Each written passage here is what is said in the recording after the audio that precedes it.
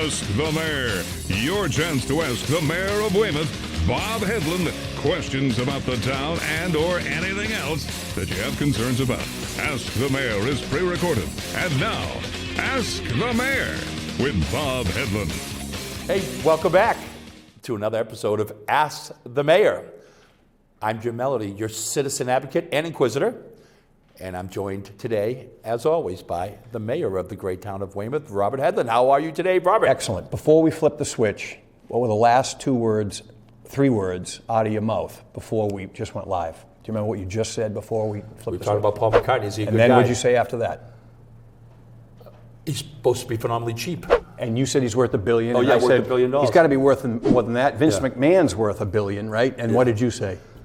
It was Mean Gene Okerlund worth that much money, who just passed away this week. You just stumbled on something that you have no idea what you just stumbled on. So anyway, the story of my life. Let's go. Jeff's got a great clip that he's going to be able to throw in there based on that.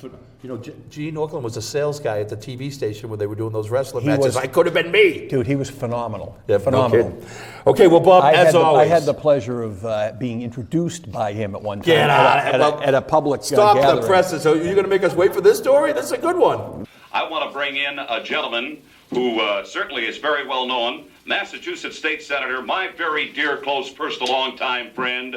I don't mind telling you, Bob Headland, come on in if you would, please, to a standing room only house. Let's go. All we right, got questions. All right, we'll run the footage. We just discovered, we literally just discovered the footage. Honest to God. I can't wait to tune in, as we say at Ask the Mayor. Okay. P.S., before I get into this voluminous set of questions we have, we want to remind everybody to keep the questions coming at AskMayorBob@gmail.com. Keep the questions coming in at AskMayorBob@gmail.com. Okay, Bob, as always, you like the rapid fire round. Here we go. The first one is regarding a fence on East Street from Keith Oliver. Hi, Bob. I built a deck on the back of my house. To get the permit, I had to inform my neighbors, put an ad in the paper, and go in front of the board. One day I was driving down East Street and there was an ugly eyesore barbed wire fence. Why wasn't I informed and how can we get rid of it? It's not Dorchester. From Keith Oliver. So what are your comments on all that? Is that what somebody has to do when they want to build a deck? It's like a three-part commentary. You're going to go see your neighbors when you want to build a deck? No, you don't have to build a deck unless you are encroaching on setbacks, which in that case you would need a variance, which you would then have to go to the Board of Zoning Appeals. So I assume in this case that's what happened. All right. Had he had sufficient space in his backyard, I'm assuming, not knowing the details of this particular issue, he would, if he had enough distance between his neighbor's property, under our zoning ordinance, he would not need to go before the BZA.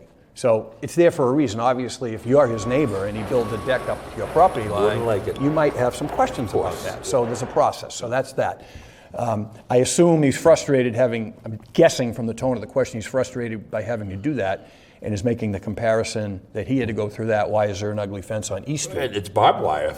I have no idea on East Street. We get a lot of East Street questions. Boy, this is a couple of half hours. Well, the of last East taping Street, was all about, so this will be like the East Street month on Estimate. And your so I don't know where the barbed East Street wire, band. I don't know where the barbed wire fence is on East Street, and I travel East Street regularly. A private citizen wouldn't be allowed to put barbed wire on their property in this day and age, would they? It could be a vestige of our days when we were a farming community. I don't know. Holy smokes, barbed wire in Weymouth? There's barbed wire remnants in Great Esker from when the Army had it. So there's barbed wire. Remnants, I understand, but in this day and age. Well, I don't know. Yeah, of course. So I'm going to be observant and look where the barbed wire is. It shouldn't be hard to find. East Street. It's where the signs that say Octung, verbal.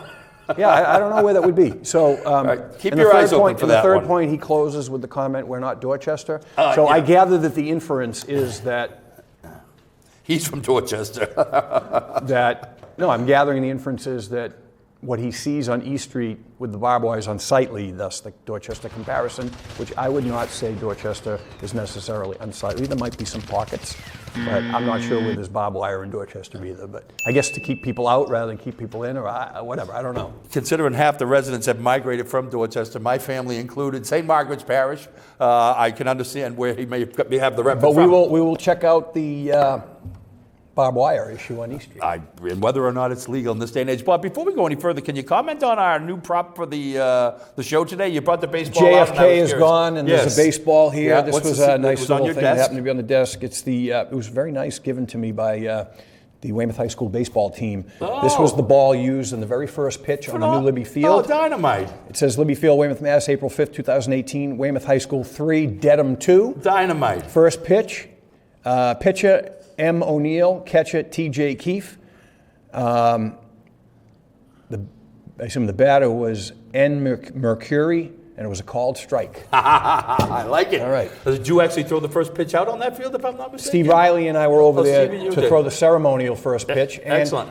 I'm glad you mentioned that, Jim. Okay. Because I Did I think stumble on something else? because I think in the WETC archives, and I was rusty. I hadn't thrown a ball all spring, all winter, I'd love because to it was see early it. spring. Sounds like high outside. And I think I might have been in wingtips or something, and I still managed to get a decent throw off compared to our recreation department director, which I think you have the footage of. Okay. And Steve, next time, no underhand pitches, please. We want. Steve, you got to dig the Obama one up. Steve's was just like Obama. There's a bunch on Obama out there, but Obama threw one about 20 feet wide, and he bounced another one. But Now, see, if you gave Steve a soccer ball, he would have scored, shot it right down the middle. He's a soccer player. All right, listen, let's keep moving forward. This one's on tweets. Greetings, Mayor.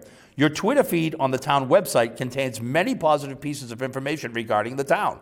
A recent tweet by you as mayor seems to be inappropriate. This one is from you. They're quoting you, I presume, Bob. The clowns on at Do you have to read it? Well, added another clown. go ahead, go ahead, So go they ahead, can go even- ahead, I don't. If they can read it. that's my tweet. But the guy below it like it's 40-point type. The clowns on Show the Circus, not sure, and added another clown in Steve Schmidt SES. So they can either be more wrong on prognostications, but I like the show. This is clearly your personal opinion, which you're entitled to. However, I believe you should keep your personal opinions to some other place on the town website. Regards, Mr. X. This one came in anonymously. We don't mind the anonymous ones on Yeah. the show. We've been very generous. And again, I think we mentioned in a previous show, we've only censored one question in the entire time of the show. And you reminded me it was, sexually graphic in nature? It was suggestive. Sexually suggestive. I didn't even see Okay. that one. Mayor Headland, I'm Judy Briggs. I have a personal question. You were here. It was early on. It was early on. It was back when we first started, pretty much. Okay. So answer to the question. So I have a Twitter. I have a personal Facebook page. I have a mayor's Facebook page, and we have obviously town stuff, town website, town Facebook, town. There's no town. Oh, there is a town Twitter, but it's relatively inactive. The staff and I focus on the Facebook thing. So I don't know what he's talking about in that this was on a town website. This was not on a town website. This is my personal Twitter feed, which I use sometimes to vent. And I was watching that show on Showtime that night, and I vented a little bit. But I don't think it's bad expressing my opinion. I don't check my First Amendment rights at the door when I become mayor. And it says the Twitter feed on the town website. That's No, it's actually not on the inaccurately town connected. website. Yeah, I can't. No, you know what he it might doesn't be work that thinking? way. So my handle does reference that I am the mayor. On your personal Twitter On the feed. Twitter, yes. Yes, and then my personal Facebook page says Bob Hedlund, and then the mayor is Bob Hedlund Mayor. I don't pontificate or editorialize really on the mayor's page. I use sometimes my personal Facebook. Some people don't like it when they don't agree with my opinions, and they hold that against me, but so be it.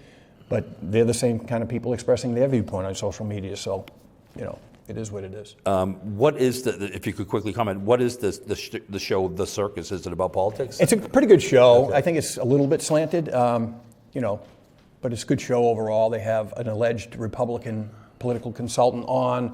They got that guy, what's his name, Heilman or something, who's a political pundit on MSNBC. And they brought in two more people, Alexis something or other, who used to be on MSNBC. And they brought in this guy, Steve Schmidt, who had been John McCain's political advisor. And they added them to the mix of pundits, and they go around and follow different things that happen in the political world. We'll have to check it out. But yeah, Schmidt was rubbing me the wrong way in one of the shows, and I made reference to the fact that in 2016, all of his political prognostications were completely wrong. So. Well, then we're going to move on, Bob. This one is from probably our most frequent inquisitor, Jason Thayer. Jason's title is To Be the Champion. Ed Hartnett's going to be upset. Jason's number 2. And we had the pleasure of meeting Ed at the Whipple Center live show, and Ed is a phenomenal guy, and what a great opportunity to say hello to the folks in person. But from Jason, Dear Mayor, I just read that ProDrive bailed out of Union Point. That's my hard hat. When did this come in? It says Friday, November 30th on it. Hey, it's been a while since we've done a show.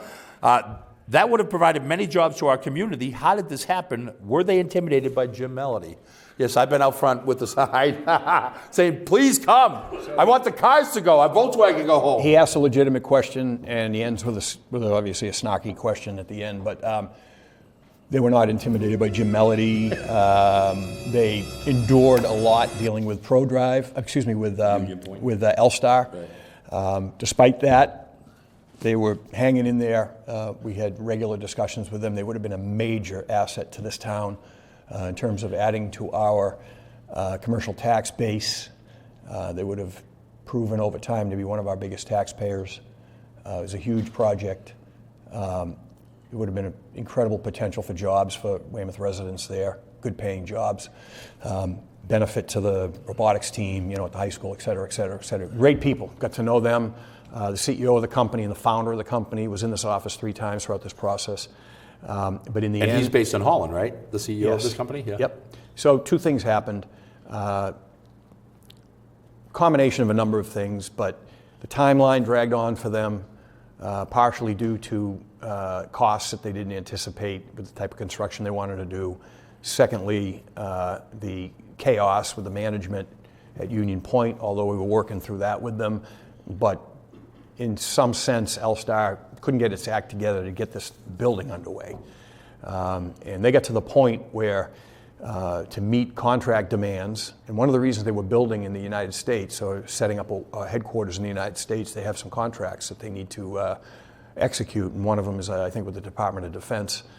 And they got to the point where they weren't going to meet deadlines, and so they had to make a decision to give up on this and actually find existing space and not rely on a build-out timeline. Oh, so they are coming to the States?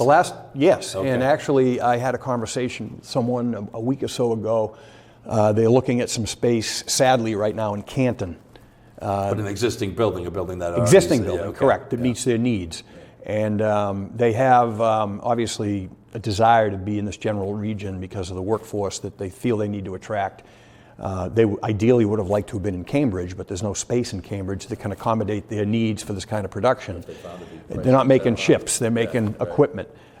So one little anecdote that's not funny, but not funny. We sat at this table. I give him credit. I can't pronounce his last name right now, but Hans, the founder and CEO, flew in to give us the bad news face to face because we had built up a relationship. One of the things we learned along the way in this process, that he was a Springsteen fan. I'm a music fan. I like Springsteen. And we actually found out we had been at the same show at one time. But he flew in to give us the news on a Thursday, totally blindsiding us. It was devastating. It was like the life was sucked out of you hearing this. He was apologetic.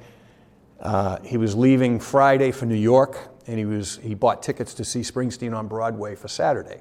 So he goes to New York Friday, settles into his hotel.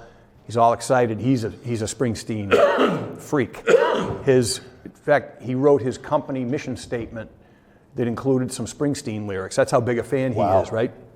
Born to Run, was that part of it? So in the meeting, well, it's funny you say that, because in the meeting I conjured up some Springsteen references, and I was trying to make light of a bad situation, And I said, I feel like I'm on a downbound train, and then he referenced a song, and then it hit me, and I said, well, actually, it's not one of my favorite albums. I said, The Rising, but isn't there a song on there called My City in Ruins? And he kind of nervously laughed, but that's what I felt like. With what's going on at Union Point, my city in ruins, right? So he leaves for New York Friday. He's going to see the show on Saturday. He gets word Friday evening that they're world headquarters, main office, production facility burns to the ground in the Netherlands. So I don't know if that's the jinx of Union Point, the jinx of Weymouth, or whatever, but I don't think he made the Springsteen show. He had to fly back. And talk about my city in ruins. Literally, his business was in ruins. So here he is pulling out of this project after 2 years of due diligence and work and having his headquarters burned down. And it's had this ripple effect. I saw something, I think it was in the Wall Street Journal actually, where companies that were expecting delivery of his robotics equipment, now their production timelines are off, and it's had this domino effect. And it's affecting the car industry because they make certain robotics for certain components for cars. It may affect Defense Department contracts. It's had like this, so his life has got to be in chaos right now. But big kudos to him. He came in personally to give you this news when he could have sent you an I'll email. I'll tell you what, dealing with them was great. They're solid people. Yeah. We see all kinds of developers and potential people that want to locate a business or a project here in Weymouth. And these guys, for him, it's a labor of love. He founded the company. He built the company. He's very, he doesn't come at it as like a businessman. It's more of like, this is his baby, and he's kind of philosophical about life and everything else. So, Wow. So he'll be missed, needless to say. They would have been a great partner. That's the sad part. And we have to segue over any news you want to share, any updates on Union Point regarding what's happening over there? You know what we should do, and Mary's saying no, but I think that warrants a development update. There's a lot happening. There was a foreclosure notice filed by major lender, which is actually a good thing. I had a long conversation with them on Monday this week, the week we're taping.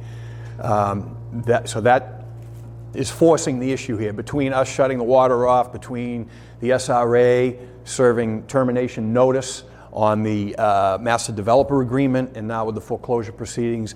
We'll have L-Star off that property pretty quickly. Oh, so they're definitely going to be moving off, or the moving on. Lender tells me that they have we've been approached by different groups that want to take over as master developer. They have someone in mind. But the exciting thing for us is, with no commercial build out up there having occurred at all really, we do have a group that is in the wings ready to go once this ownership situation. So, another huge bump in the road here, but I think we're going to be on the right path. All right, stay tuned. And the lender is confident that they have the right people to come in here to move this forward. We have the commercial component ready to go, so we'll see what happens. But, trust but verify, especially what we've gone through with L-Star. But we'll still see what the residential development that's going on there will continue, right? That won't stop. There won't be any residential development while this is all happening. No, there won't be any. There won't be any land transactions whatsoever. No son of a gun. Okay, so we'll stay tuned. We'll keep everybody continually updated. Needless to say, we want to encourage everybody, as always, to keep the questions coming to AskMayorBob@gmail.com. AskMayorBob@gmail.com. And I'm going to continue to ask Mayor Bob, dear Mayor Hedlund, have fines been imposed on Weymouth homeowners who violate the anti-blight rules? And or for those having fireplaces in use on their property? I look forward to hearing the matter discussed on Ask the Mayor, another anonymous question. So 2 questions, are homeowners being fined for anti-blight violations? And what, I don't know if I understand this question, or those having fireplaces in use on their property, what, is that illegal? So the town never had a blight ordinance in place until we came in. Joe Callanan, our town solicitor, worked with the town council on that, passed an ordinance. It has been employed. So in the history of our town, there was no blight ordinance. How's that defined? Blight, is it opinion-based?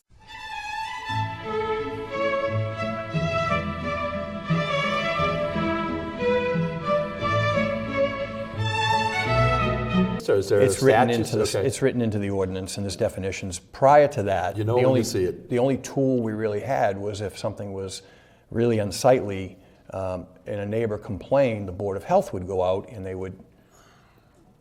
The only thing they really had as a tool, if they felt there was a public health hazard relating to whatever the issue was, whether it was a hoarder, whether it was, I know we had an incident with like a pool that someone had just left and wasn't filled and it had stuff growing in it, and they were worried about kids falling into it, things like that. So the blight ordinance gave the town more tools to kind of protect neighborhoods. I don't know off the top of my head if fines have ever been actually implemented, but I do know that the blight ordinance has been utilized and caused a reaction by that particular property owner to address the situation. Well, it has sorry for been jumping in very quick. Is it residential and commercial, the blight ordinance, or is it just residential? No, So it's both. it's both. Okay. And I think actually some of the instances, we worked with Councilor Hard on an issue in North Weymouth on an abandoned, I think it was a barn or garage. That was one of the first ones. There was an issue in, it was a President's Hill across from Idlewell, whatever that neighborhood's called, the President's Road, Estates, I think whatever. they call it, yeah. So what we do know, since it was implemented, I think in 2016, later on in 2016, that it has been used. I don't understand the part of the question about the fireplaces. You are the citizen advocate, so you could translate that for me. So essentially, to paraphrase all this stuff, have fines been imposed for those having fireplaces in use on their property? I would imagine they're outdoor fireplaces. Yeah, like chimeneas. Yeah, that's it. So are those illegal? I don't know. Yeah, geez. If they are, there's a lot of folks in Weymouth in trouble because I know they've become. Yeah, very no, popular. that's a good question. I will. We can hold that one for partial follow-up. Chimeneas, are they illegal? We know now, of course, Cousin Lenny, everybody's favorite cousin in this great town of Weymouth, has bonfires in his backyard, and the fire people come down to, he'll get fire trucks in his driveway when he has a huge bonfire in his backyard. So I don't know where the line of the rule is. I could make a joke right now about you. I'm not going to do it. I appreciate that. Well, we're going to keep moving on. Is that okay then? Yeah. All right. This one's from Q. Who? It says Q. The letter of the day is Q. It's the letter of the day. Q. The letter Q? The letter Q. Maybe that's just a headline on the question. I have a friend that's his nickname because he has a long Italian name that begins with a Q, but he doesn't live in Weymouth and he wouldn't be writing to me. Well, hiya. I'm getting Weymouth envy from a Braintree resident. I'm going to say that slower. I'm getting Weymouth envy from a Braintree resident. And it leads me to ask something regarding school funding. Your administration has brought operational spending up in the schools, and it's so appreciated as Weymouth tries to recover. Q must mean question. From lack of funding across all departments. How much of the net school spending total is medical insurance payments? That's from actually Andrea Honoré, who we know is involved in the town. It's an old question. Do you remember that Three Stooges episode? They might have used it more than once, and it might have been Shemp. And I think I saw it New Year's Eve, where they asked him a question about some numbers. They were tailors.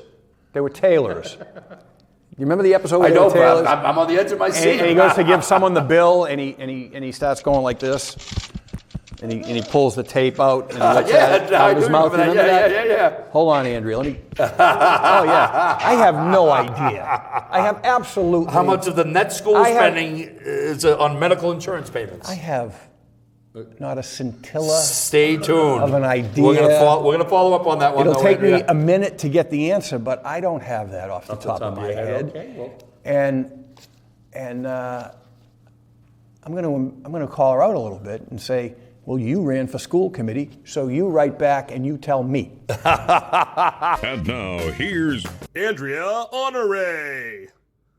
That's another first here on Ask the Mayor. The mayor's putting it back out into the public. Let me say a good word about her, though. She has been awesome. Everybody, I'm sure, in town knows her because she's run for office and she's been prolific in the compressor station fight, which we will be doing a development update, which will be taped later today. So we'll have that up even before this because we're at crunch time on a couple of issues along the way there. But she's been phenomenal on working with the citizens-based group to get information out there and fight that proposal. We're getting the signal, so we want to squeeze a couple more in. Let's go. I think she may have coined a new phrase, though. I'm getting Weymouth envy. That's the first time I think I've seen that. You know what? I don't want to toot our own horn here, but we have been getting a lot of good feedback from residents in other towns on a number of fronts, probably predominantly on the recreational facilities and the upgrades that we just went through there. So we've heard that from some Braintree residents, some Hingham residents, good feedback there. And a lot of out-of-towners are using that, so that has been helpful to us in bringing folks in town that we hope there's some economic spin-off, so they're not going, tournaments, they're not, we've talked about that before, what happens with tournaments, but it's helped out. We hear from a lot of the merchants in the vicinity of Jackson Square how it's helped their businesses out. But more importantly, the out-of-town fees we charge are what's subsidizing the maintenance and the upkeep of the fields to keep our rates lower for Weymouth groups that use them. Bob, I've said it before, and not because I know you and/or I am semi-fond of you. Every town square, every town park has been redone in the last 2 or 3 years.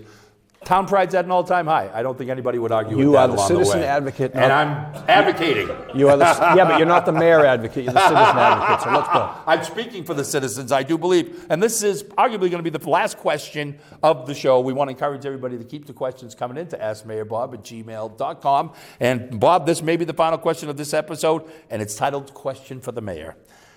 Mr. Mayor and the question. That would make sense. Mr. Mayor and the question guy. Great answer to the question on the power. New moniker. Question guy. Spelled G-U-E-Y, by the way. The guy's French. Guy.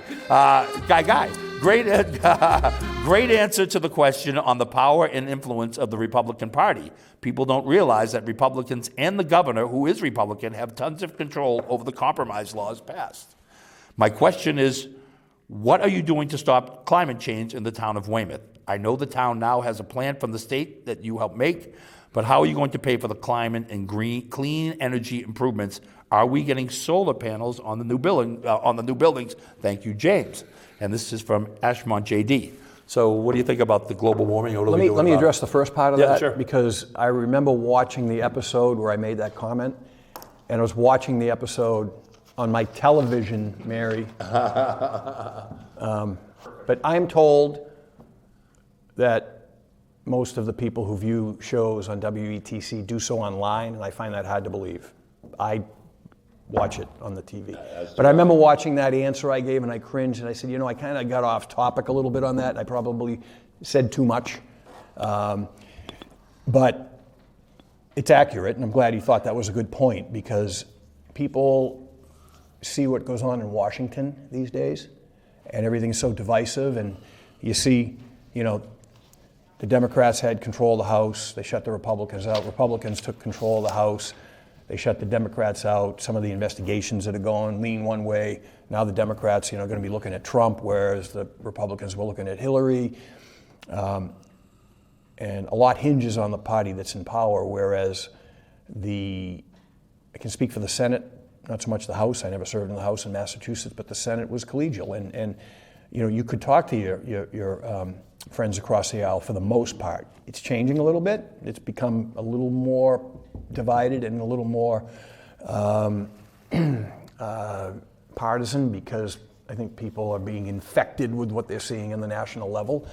But there was never a handicap, and I mentioned on that show, there was probably more of an asset given the position I was in being in the minority party from where we were positioned during that thing. And it's less of a thing, depends on who the governor is. I never had a problem. The only Democrat I served with was DeVal Patrick. That never really became an issue.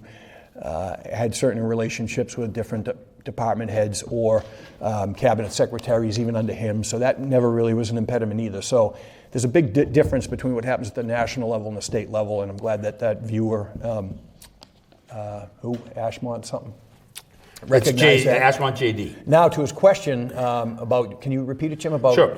My question is, what green. Are you doing to stop climate change in the town of Weymouth? I know the town now has a plan from the state that you made, but how are you going to pay for climate and clean energy? How am I stopping climate change? Right. Every and what little bit helps. Are we getting solar panels? I yell at people who leave their car idling outside the window here, for instance. But in a serious vein, we have had an aggressive energy committee, and we have been one of the first communities early on to get Green Communities designation. That happened early. That process started under Mayor Kay. We wrapped it up early in my term in 2016.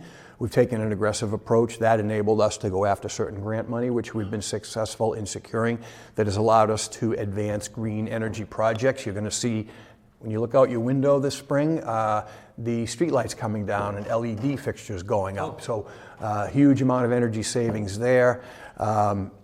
We have, added to our fleet electric vehicles, which I'm really bummed out that GM's killing the Volt, because that car is awesome. I drive the town one around, and the thing's awesome. It's a pool car we use here. What about solar panels? In terms of solar, so under Mayor Kay, there was a significant study done on potential for solar here.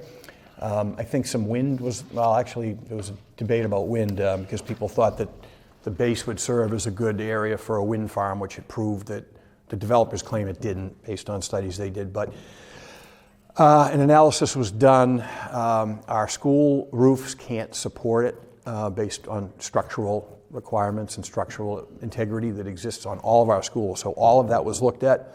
Those are usually a good site for solar. We're working with the T.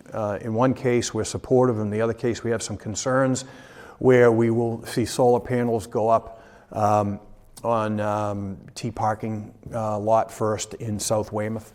In the analysis that was done by the town, the only place that proved any potential for further investigation was the town landfill.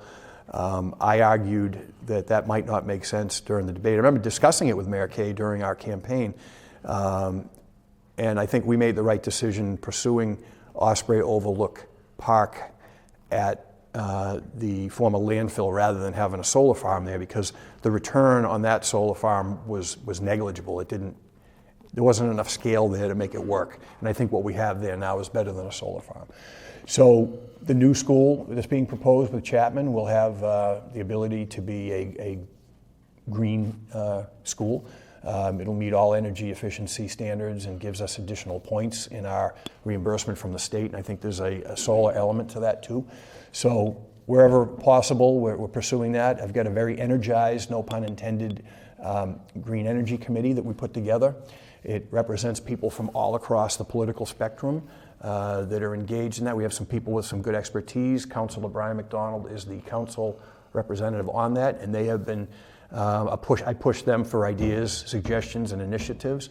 And then we have some net metering stuff going on that's really complicated. We're in the early stages of that. We will be utilizing green energy credits as part of our overall town energy mix. So there's a lot happening on that front. That's a great question. Yeah, that sure sounds like there's a lot more and I'm going on than I probably ever thought. leaving stuff out that I'm forgetting. Well, listen, we can revisit this question on the next episode of Ask the Mayor because we need to say goodbye to everybody. As always, thanks for tuning in to Ask the Mayor. Again, please keep the questions coming to AskMayorBob@gmail.com. And I'm going to encourage everybody to tune in to the courtship of Eddie's father, Bob, if you have any other comments to make. Bill Bixby? Bill Bixby. People let me I never really watched that show. Thank you. I got Mary singing along with me now. Thanks again for tuning in. If you have a question, please email the mayor at askmayorbob@gmail.com. That's askmayorbob@gmail.com. Maybe your question will be answered on the next episode of Ask the Mayor.